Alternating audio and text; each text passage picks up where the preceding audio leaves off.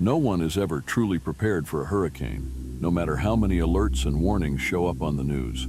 People think they can understand it until they actually live through one. I was one of those people. Living on the coast for years, hurricanes always felt like a distant threat, something that could happen, but never seemed to really hit where I lived, until one finally did. The weather forecast had warned about the hurricane for days. I prepared like everyone else, boarded up the windows, stocked the house with food and water, and braced myself to ride out the storm inside. But as the wind started to blow harder and the rain turned into an impenetrable sheet, I began to realize this wasn't going to be like the other hurricanes. I was alone. My wife and kids had left town to stay with family inland, but I stayed behind to protect our house, believing I could handle it. As the wind howled and the water pounded against the walls, everything seemed under control. But around midnight, the hurricane hit its peak. The sound was the first thing that hit me. It was like being under a speeding train, but much worse. The noise of the wind was deafening, like the air itself was being torn apart. The walls of the house began to shake, and the roof creaked as if it were about to collapse. Outside, trees were being uprooted, and I could hear the sounds of debris flying and slamming against the house. The power went out soon after. I was left in total darkness, with only the sound of the storm and my pounding heart. I grabbed a flashlight and made my way down to the basement, the safest place in the house. Down there, the darkness felt like it was swallowing me, and the sound of the wind was muffled but still constant. I sat in a corner trying to stay calm, listening to the storm scream outside. Time seemed to drag on. Every minute felt like an eternity. I knew I was in the heart of the storm, but then, suddenly, the sound changed. The house stopped shaking, and the roar of the wind died down. It was as if everything had suddenly quieted. I left the basement and made my way back to the living room, opening the front door carefully. Outside, the wind had completely stopped. It was an eerie silence.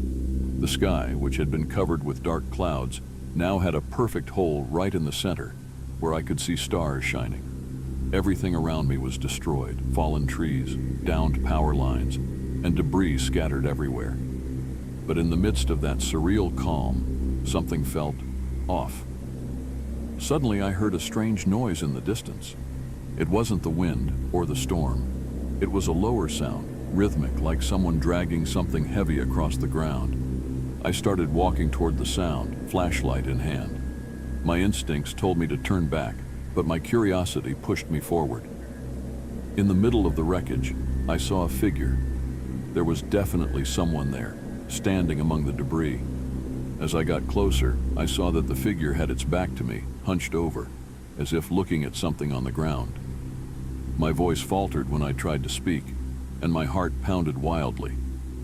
When I took another step, the figure slowly turned around.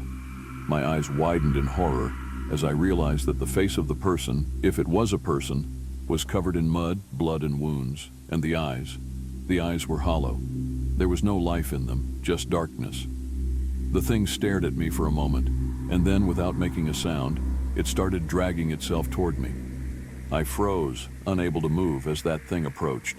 Its body was twisted, as if it had been crushed and mangled by the force of the hurricane. The low sound, that constant dragging, grew louder, closer, until I finally managed to move. I ran back to the house, slamming the door behind me, my heart pounding like a drum in my chest. Soon the wind returned with full force, and the house began to shake again. The deafening roar swallowed everything, but I knew that thing, whatever it was still out there.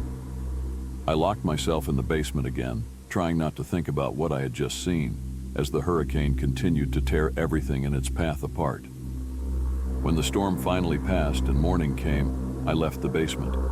The destruction was total. Everything was in ruins, and there was no sign of life anywhere. I walked through the devastated neighborhood, still trying to make sense of what had happened. But the figure, that thing I saw in the eye of the hurricane, still haunts my thoughts. No one believed me when I told them. To everyone, I was just in shock, traumatized by the force of nature. But I know what I saw, and ever since that day, every time a storm forms on the horizon, I wonder if something else, something beyond the hurricane, is lurking in the eye of the storm, waiting for its next victim. In the heart of a small coastal town lived Amelia and Joao, an elderly couple who had spent their entire lives together. They had lived in the same white wooden house for more than 50 years. The house was a refuge of memories and stories, built by Joao himself when he was young. Storms had always been a part of life on the coast, and over the years, the couple had survived many of them. But nothing prepared them for the hurricane that was about to hit. The forecast warned about the strength of the hurricane, but Joao, stubborn as always, believed it would just be another storm. "We've survived worse," he would say, holding Amelia's hand as the winds began to pick up. She, silent, just looked out the window, worried. She knew this one felt different. There was a heaviness in the air, a pressure that made the atmosphere vibrate, as if nature itself was holding its breath. That night, the wind howled around the house, making the boards creak and the windows rattle. Joao tried to reassure his wife, saying that the worst would soon be over. But as the hours passed, the hurricane only grew stronger. The power went out around midnight, plunging the house into darkness. The sound of the wind was deafening, and the old wooden house felt like a ship caught in a raging sea. The house shook with a stronger gust of wind, and that's when the first window shattered, sending glass scattering across the living room floor. The wind rushed into the house, and the biting cold made Amelia shiver. They ran to the kitchen, trying to find shelter, but the sound of the wind now seemed to come from everywhere. With every new crash, Amelia's heart clenched tighter, knowing that the end was closer than it had ever been before. The doors slammed violently, and the sound of roof tiles being ripped off echoed through the house. Suddenly, they heard a loud bang, like something massive had fallen. The roof collapsed. A brutal gust of wind swept through the living room, toppling furniture and scattering debris everywhere. Amelia and Joao were knocked to the floor, covered in dust and splinters of wood. The house they loved so much was being torn apart. Joao, struggling, tried to get up, but the wind was relentless, pushing him back down. Amelia, already weak, reached out to him, their fingers touching for a brief moment before being torn apart by the force of the storm. The next few minutes were a blur of destruction. The wind seemed endless, the walls shook, and the floor gave way in places, opening gaps where polished wooden boards once stood. Amelia and Joao knew they wouldn't survive that night. The hurricane wasn't just a storm. It was an unstoppable force, a final sentence for those who couldn't escape. When the wind finally died down, what was left of the house was unrecognizable. The roof was completely gone, and the remaining walls swayed dangerously. Amelia lay on the ground, her fragile body crushed beneath the debris. Joao, not far from her, was still, surrounded by the wreckage of the life they had built together. The silence that followed was as terrifying as the storm. Everything around them was destroyed. Trees uprooted, power lines down, and the house that had once been home to so many memories was now nothing more than ruins. The hurricane had taken everything, even the last spark of life from Amelia and Joao. Even in the face of nature's relentless force, Amelia and Joao had faced the hurricane the way they had lived their lives, together until the end. I remember the warning on the radio. They said the hurricane was coming fast and would be devastating. I was alone with my 7-year-old son, Pedro. My husband was away, working in a nearby town, and I knew there wouldn't be time for him to return before the storm hit.